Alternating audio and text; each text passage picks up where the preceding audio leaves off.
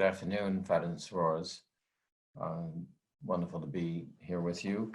The topic today is going to be, or the title of the presentation is Why Service, and it sounds like, I guess, a very opportune timing since the issue of the Rosicrucian Digest that's about to be released apparently really focuses on it. So I think it gives us all additional opportunities to reflect on this quite interesting topic, really. Perhaps not one people reflect on too much, but I think we'll attempt to do is to kind of explore it a little bit, kind of like swim in it, see a little bit what's inside of it. I think with any of these things, it's always our own reflections, right? That add the value.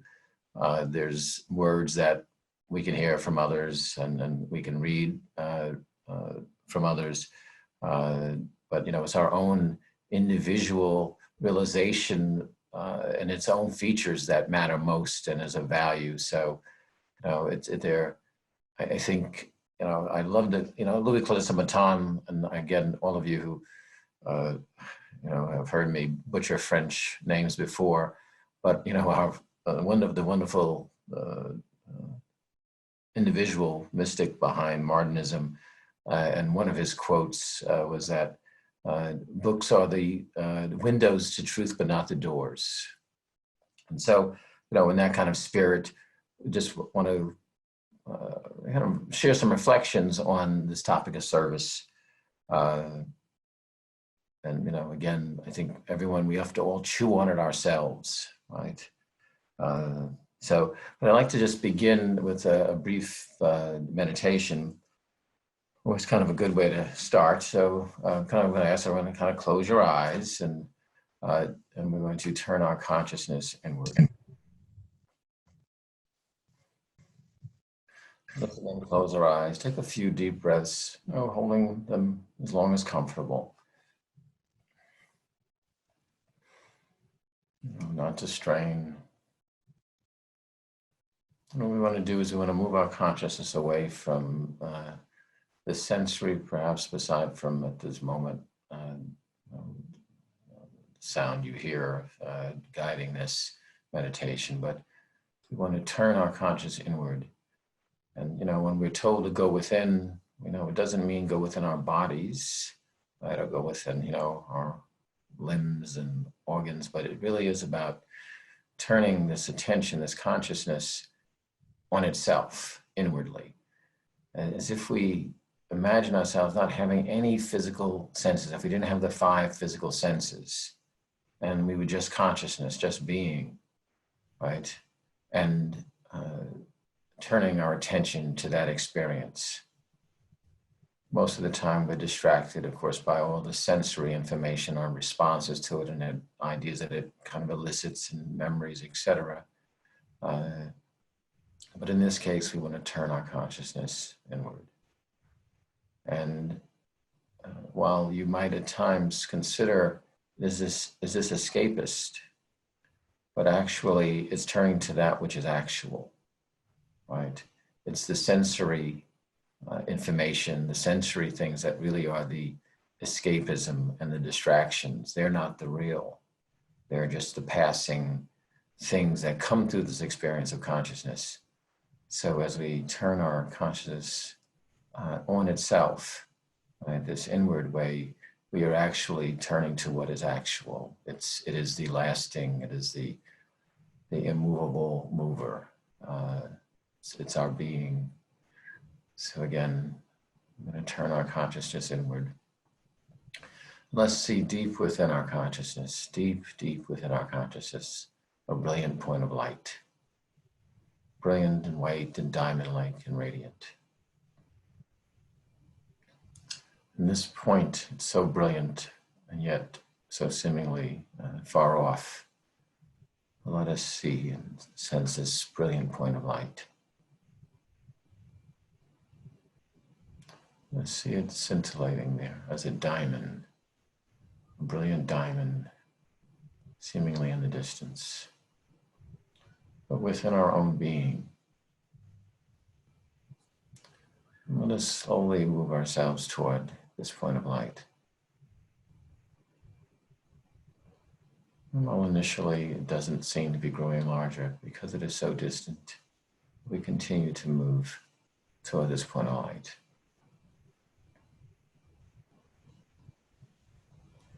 As we've turned our attention to this point of light, let's begin to feel its radiations, its enlivening energy.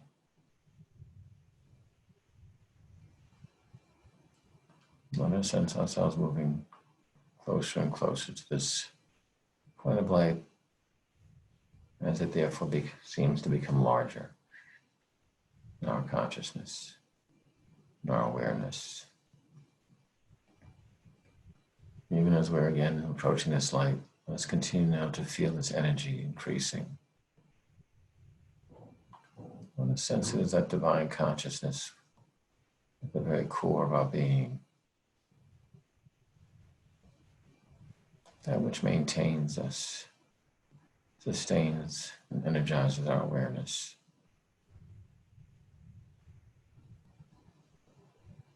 Let us feel its vibrations beginning to tingle and enliven our own realization.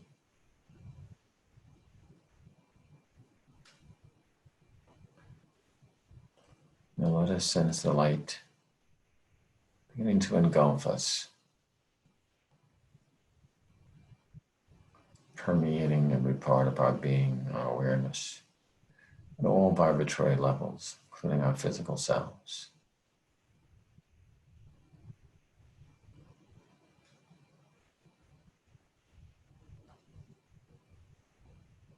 Let's feel it elevating our consciousness, turning us back to home, that which is source of our being.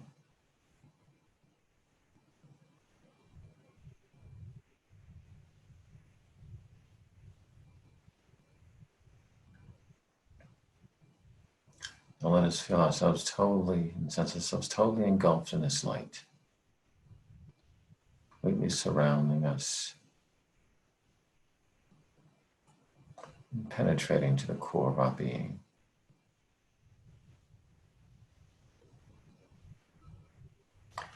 Now let us sense this light radiating out from within us, even as we're engulfed in it.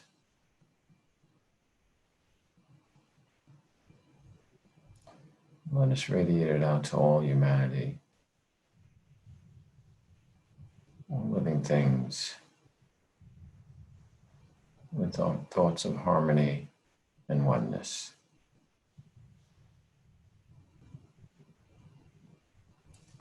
Let's sense ourselves becoming powerful antennas radiating this light, like a filament, glorious and pure, diamond-like, this light.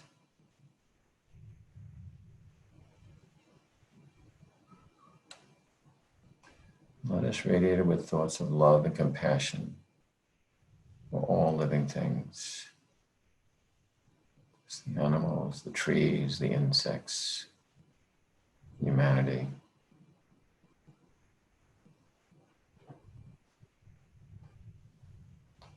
And all forms of consciousness.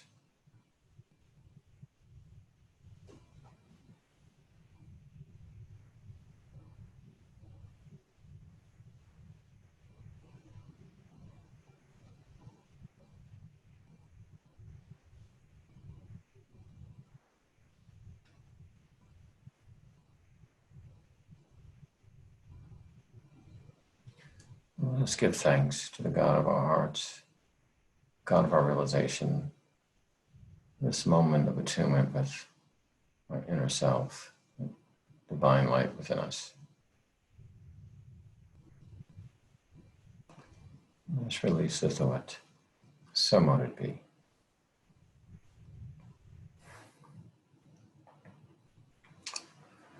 Thank you, brothers and sisters, brothers and sorors.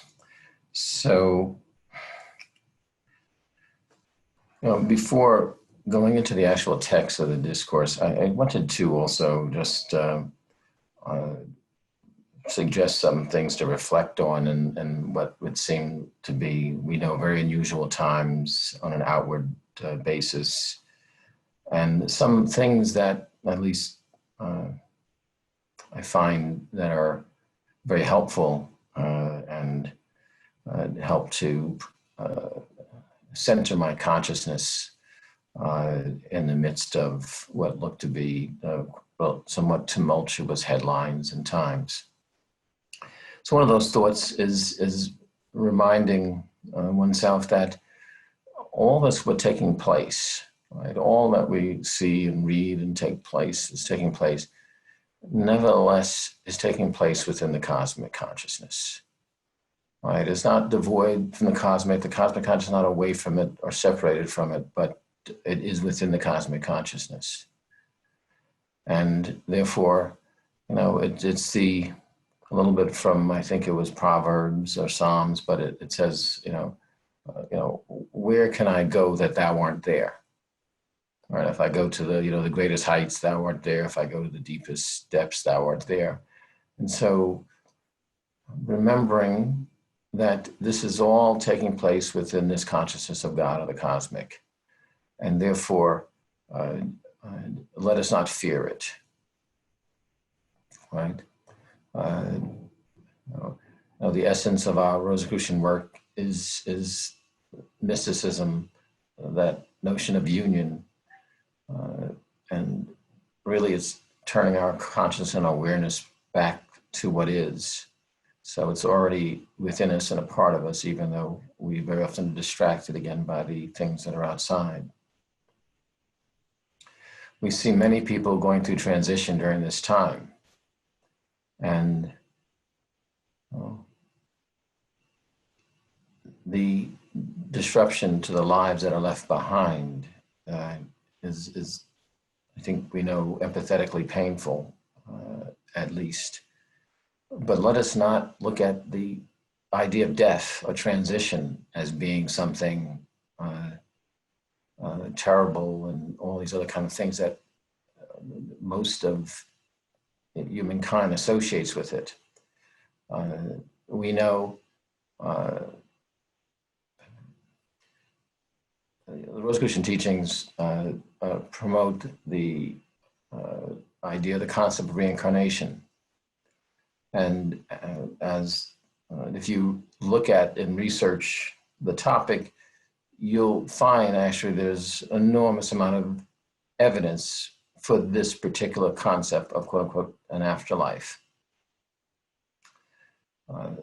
Unlike any other of the theories and thoughts and ideas that people have suggested, the evidence, the scientific evidence to support reincarnation is quite voluminous, even if it is something hard for the Western world to accept.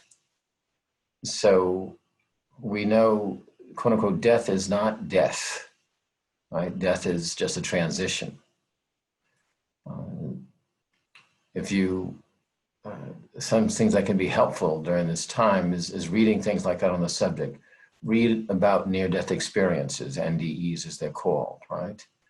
So when you kind of take that in, it can reframe your thoughts about the numbers and the reported cases and transitions.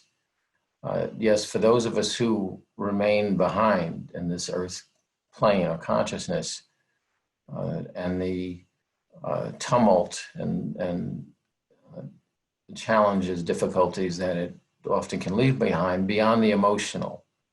And the emotional is very often driven by, again, fear of what has happened to our loved one and looking that something terrible has happened to them, etc. Notwithstanding that, if you take the UN figures, at least 100 and likely 6 or 8 billion people have gone before whoever just left in reality. So this is, it's just part of human existence. But so much of it that I think that troubles people is the fear of the welfare, for the welfare of that person that they loved. It was part of their life. But again, I think if you take this time, it's a good time to investigate these subjects. It can so reframe your fear, or our fears that very often we have, are quote unquote the unknown. And we know what troubles humanity most is ignorance, right? We have these fears and we act out of these fears, and these fears kind of direct our lives very often. And so, as what the Rosicrucians very much want to do is help us eliminate these fears. And they're kind of baseless fears, but they're ones that are passed down to us, and humanity is plagued by very often. At the same time, something interesting trying to reflect on is that what we often see outside is simply the reflection of the inner state of humanity, right? If you think for a moment, perhaps in your own life and own experiences as a Rosicrucian student or a student on these mystical paths, however you've come to them or however you pursue them, you likely have found that as you bring yourself into greater harmony and attunement with the laws, the cosmic laws, right? It's back to Frater Edwards, our kind of beloved Frater, Dr. Lonnie Edwards, the spiritual laws of the universe, the spiritual laws that govern humanity and the universe. Those laws are real, and people many oftentimes are oblivious to them, or ignorant of them, or even argue to the contrary. But no different than gravity or many other physical forces, these laws are real. And likely have found, as you brought your life more into harmony with those laws, right, which is not only our actions, it's our emotions, and it's our thoughts and our words.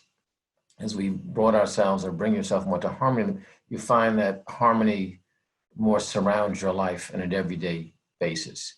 And that kind of is what's the promise that kind of first offered in the Rosicrucian teachings, in the introduction of it, in the first pamphlet we receive, generally called Mastery of Life, right? Because it's saying that you can bring this harmony and balance and equanimity into one's life if you kind of learn these universal laws and bring oneself more into attunement and alignment with them.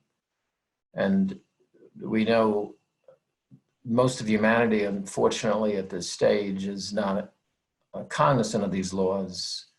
Sometimes have been grossly miseducated ideas surrounding these laws, or has not really consciously begun to undertake the work to bring themselves more into harmony with those laws.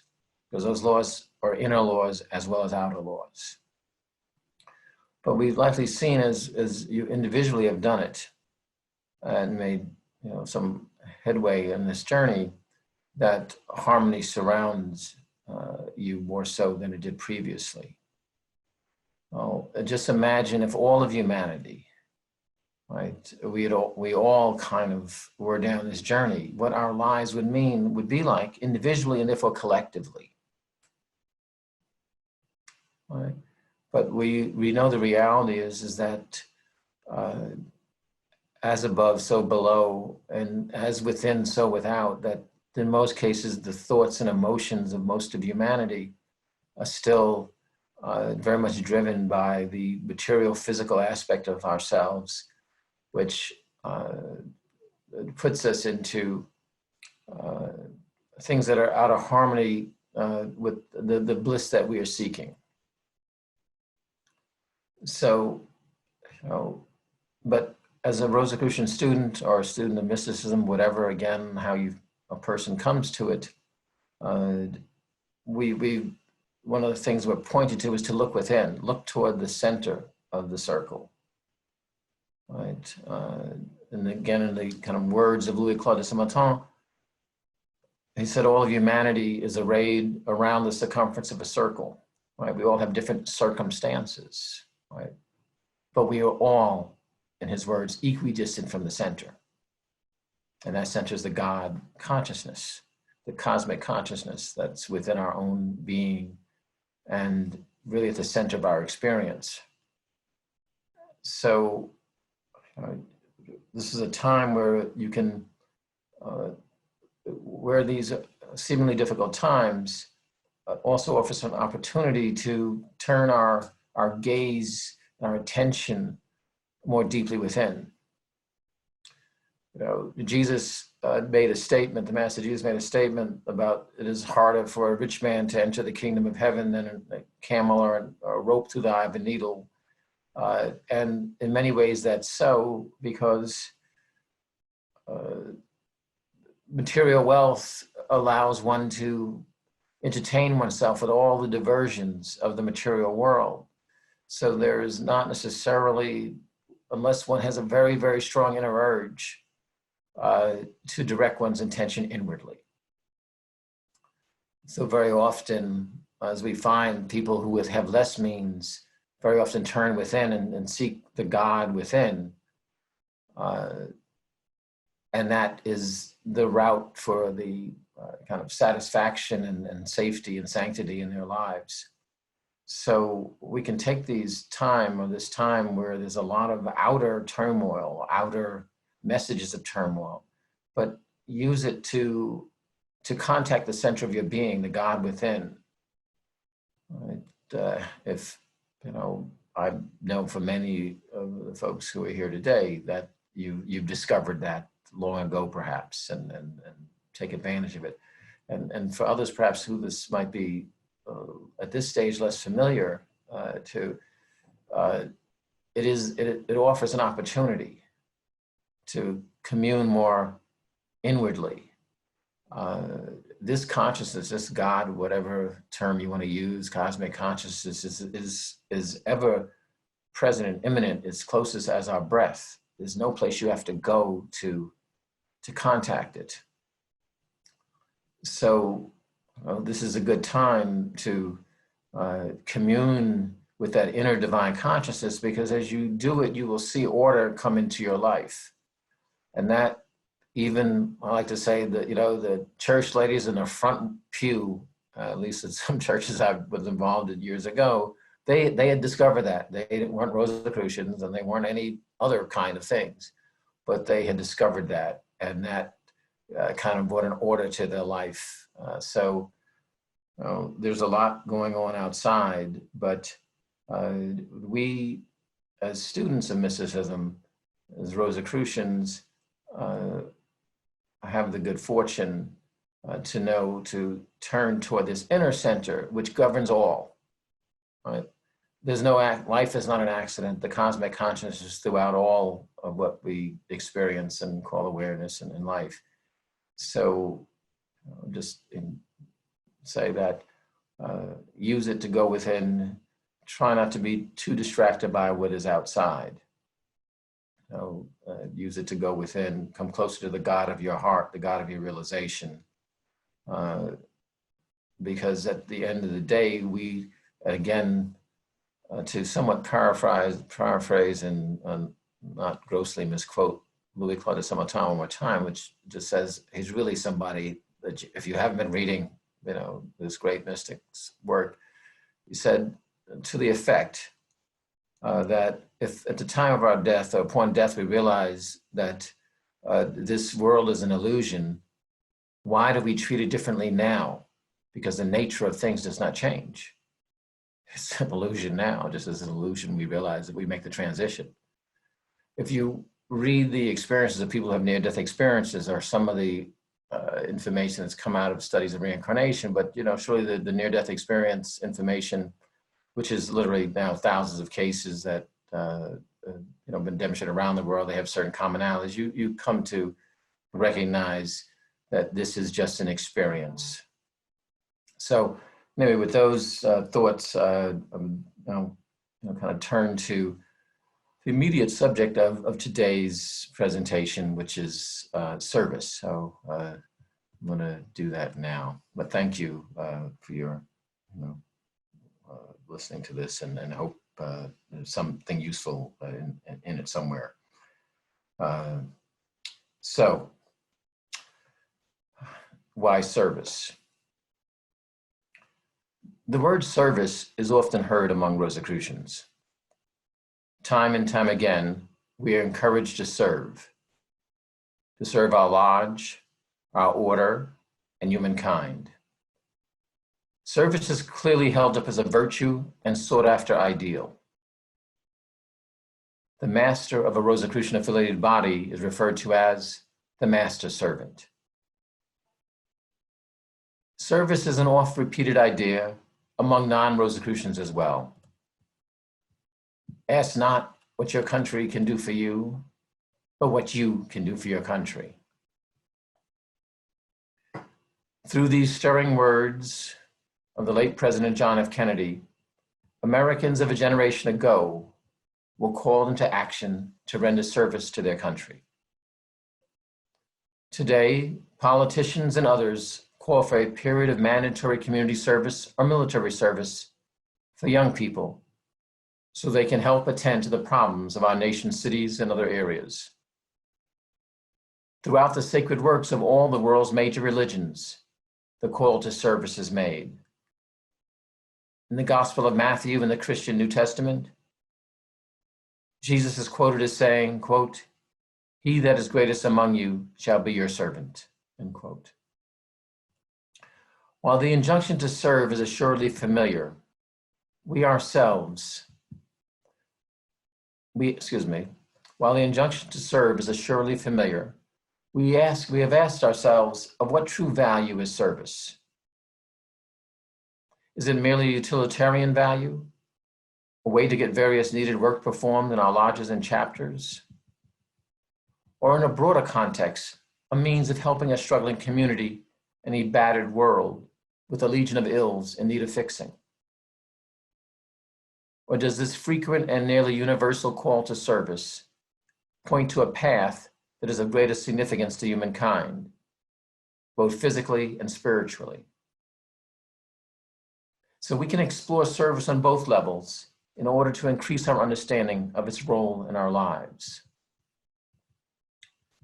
Service on the physical or material level is perhaps the most familiar to us. Both religious training and socialization urge us to serve. Service, which can be defined as, quote, work performed for another or a group, unquote, itself serves many roles in our everyday lives. Most plainly, it is a way to improve the condition of another or others who are in need. Through service, we reduce the want or suffering of others. Service is also a means to make our community, our nation, and the world a better place to live for ourselves and our families. By addressing the social needs of others around us, we improve the environment which we share with them. We all gain. Service is also a way of making ourselves more emotionally comfortable in the world. When we look about us and see others facing some significant lack, we may feel guilt and discomfort while we enjoy relative privilege and prosperity. These feelings are fostered by our religious and family training, as well as our feelings of empathy and identification with others. Acts of service can provide relief for this emotional tension. Although we may be mindful that our acts in themselves are not enough to reverse others' fortunes, we feel increased emotional comfort in accepting our apparent better material fortune after extending a portion of our time and resources to help others in need. Service can also provide a false but comforting sense of superiority over one's fellows. In many instances of service, unspoken pleasure is found in being in a perceived position of power, that is, being able to render service to others. When we speak of serving others or serving humanity, it can be tainted by a quiet, satisfied smugness with our presumed superior status. The tales of Christian missionaries coming to the New World in Africa are often cited as examples of service infected with a sense of superiority. How comfortable we are with being the recipient of service can offer personal clues to our underlying attitudes. It should be remembered that in addition to aiding another, all service provides gratification for the person performing the service. If the service is not being performed under compulsion or duress, then the individual has chosen to carry out the acts willingly. Such a voluntary choice indicates that the performer of the acts anticipates that he or she will feel a sense of satisfaction upon their completion. In this sense, all voluntary service is truly selfish. That is, it is intended to provide gratification for the first person performing the service. This realization reflects the actual equivalence between the server and the person served. Both are givers and both are receivers. There's an ancient Jewish story which illustrates this. The story tells of a wealthy man in ancient times who had his servants prepare a feast for his family. The man saw outside near his home another man who appeared poor and hungry. When the meal was nearly ready, the wealthy man instructed one of his servants to call to the man to come and join in the feast. The servant did as he was told, but soon informed his master that the man had refused. The master then instructed a second servant to go out to the man and urge him to join his household for the meal. Again, the servant returned, telling his master that the poor man declined the invitation. Frustrated, the wealthy man himself went into the street to ask the man to join them. He told the poor man how much pleasure it would give him to have him eat in his home that day. This time, the homeless and hungry man agreed. The wealthy man then asked, why had he refused his earlier requests sent by his servants? The man replied that he waited to accept until he too had something of equal value to give, the satisfaction he could provide his hosts. The server and the one served received equally. Despite the most sincere efforts, it is apparent that the material benefit that service renders to ourselves and our fellow creatures is fleeting like all other material realities. The inventory of human tragedy and needs is seemingly endless, constantly replenished by human and natural events and the advancement of standards of human decency.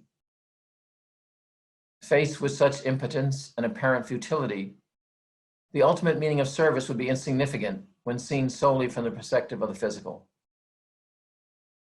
However, as you may have long suspected, service also plays a role in the spiritual aspect of our being.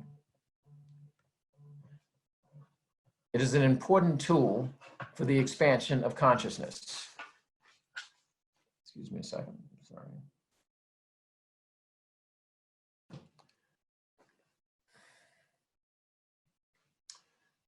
Let me just repeat that. However, as you may have all along suspected, service also plays a role in the spiritual aspect of our being. It is an important tool for the expansion of consciousness. When the impact of service upon the spiritual aspects of humanity are considered, we find new and more lasting importance for service. As in the case of the physical, benefits of service accrue to the server as well as those served. First, service contributes to our personal psychological growth. For students of mysticism, service provides a valuable vehicle for discovering our psychological strengths and weaknesses. Service places us in a committed relationship, requiring us to work closely with others.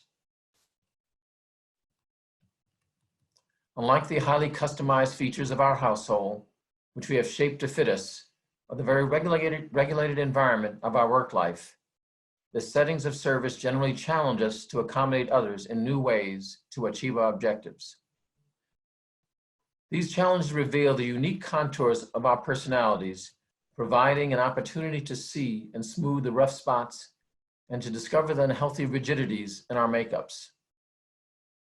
By bringing us into greater working knowledge of the elements of our own personality, service furthers our self-knowledge and accelerates the journey into the richness of our inner self. Clearly, from a mystical point of view, service expands our consciousness of the cosmic, since service is built on the identification or sense of oneness with others. our consciousness moves from the limited personal self to a realization of our oneness with all others and the cosmic. Service leads us to the deeper underlying truth of the biblical injunction to love thy neighbor as thyself. Through service, we discover that our neighbor is truly part of us, that we share one universal life and are members of one body. And in some ways, just to add to this a moment,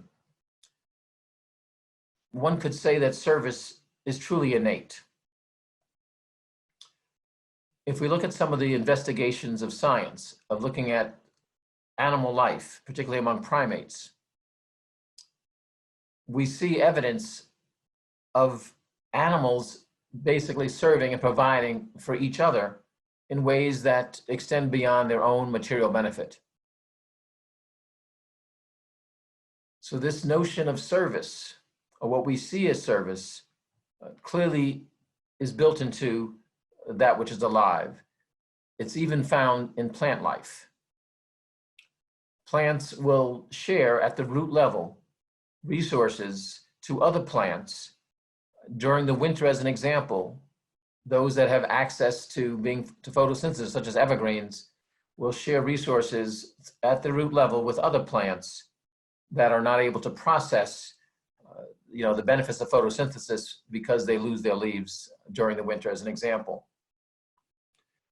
So what one might say is that service really is a communication at a deeper level among living things. It's a recognition at a very deep level of the oneness of all of us, of all living things, and that service can extend to looking at a fellow human, or it could be to protecting and caring for the welfare of another living creature, whether it be a household companion, animal companion, or pet, or an injured creature that we might find in the wild or some other circumstances. So some would say that this response that we see as service and call service is really a soul-to-soul communication that transcends our intellectual and educational upbringings, transcends our cultural thoughts and ideas, but connects us in a deep and immediate way with the soul and life within another soul and life. So it's a level of communication, a level of soul communication that transcends culture, transcends simply the practical elements of life. The beauty of it, as we see it extending beyond those immediately within our family, and as we see it extending to all living things and humanity and others, we see that soul awareness recognizing itself in another. It's not difficult for us when we look in the eyes of a dog, a cat, or some other animal that's a part of our life to recognize the soul that is there. It is soul speaking to soul, and that is something, again, that transcends cultural backgrounds and time and place in history. So in that way, one could really recognize service as something that is innate. It is part of our nature because the soul in us speaking and recognizing the soul in another, and that soul communion taking place, even without us having to have gone to school or being educated to it. And even to the relatively skeptical world of modern science, this has been demonstrated repeatedly in ways that even within science is accepted, perhaps only on an individualized basis by species or of that nature, but we can find it as universal in reality throughout all living kingdoms and all living forms. So we might not be surprised that the benefits that service provides for us come out of us being in touch with the soul part of our nature, right? It's expressing that soul part of our nature, not the material, physical part of our nature, but that other part that makes us feel aware of the connection we have with all that else that is alive. Service also brings us into greater attunement with the flow of energy within the cosmic. From our particular vantage point, the strength of the flow of cosmic energy becomes greater as it moves back from the particular toward the whole or center from whence all comes. We can see a parallel in the human body. As the flow of blood and accompanying life force travels to the cells of the human body through our veins and even smaller capillaries, it becomes more and more constricted. However, on its return journey to the heart, the strength of the flow increases as the various capillaries pour their contents into our veins and they in turn into our arteries. Very similar to a river that gains strength as it heads back to the ocean. On its way, it receives the waters of various tributaries, increasing the river's force and size. Similarly, as we turn our consciousness away from our limited personal existence and back toward the whole, by identifying with others in service, we begin to participate more fully in the expanded flow of cosmic energy that maintains and sustains all reality. One result is that the off-sided assessment that the server feels that he or she has gained more than he or she has given. The teacher always learns more than the student. The more that we serve others and the greater our identification with them, the greater our consciousness of the whole. As we continue to exercise this consciousness, we increase our dimensions and capacity to serve, not unlike a muscle in our physical body. Therefore, the greater our identification with the whole, the greater the cosmic force our consciousness can envelop. This in turn enhances our opportunity to serve by allowing us to utilize even greater cosmic energy, especially on the inner planes of consciousness which govern the outer. As students of mysticism, we know that the outer world, with all its suffering and turmoil, is a reflect of the inner state of humanity. As above, so below. By expanding our consciousness to embrace more the cosmic whole, service helps us to participate to a greater extent in the cosmic consciousness of the cosmic, which includes everyone and everything.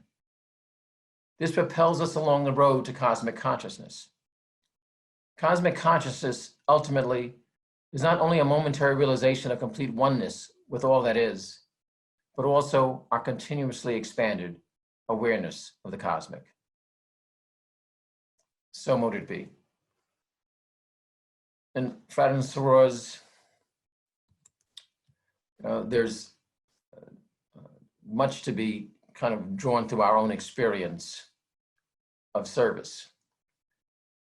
If we begin to understand it, not so much in the social context, but as a label given on that urge to connect and support that which is seemingly outside of ourselves. From a physical point of view, we can understand how it's us really connecting more greatly to the cosmic whole, recognizing the oneness between ourselves and others, which is this one cosmic life.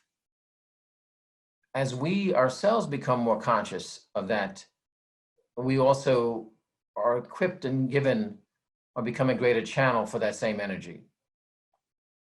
This is why, in many ways, it's so important to do the spiritual work on ourselves. If we want to serve, the deeper we go inwardly, the more work we do on ourselves inwardly, that alchemical transformation that we're all familiar with through Rosicrucian symbolism, the greater the impact that we can have in serving those around us, humanity, and really the cosmic consciousness, or the expression of that consciousness through the material plane.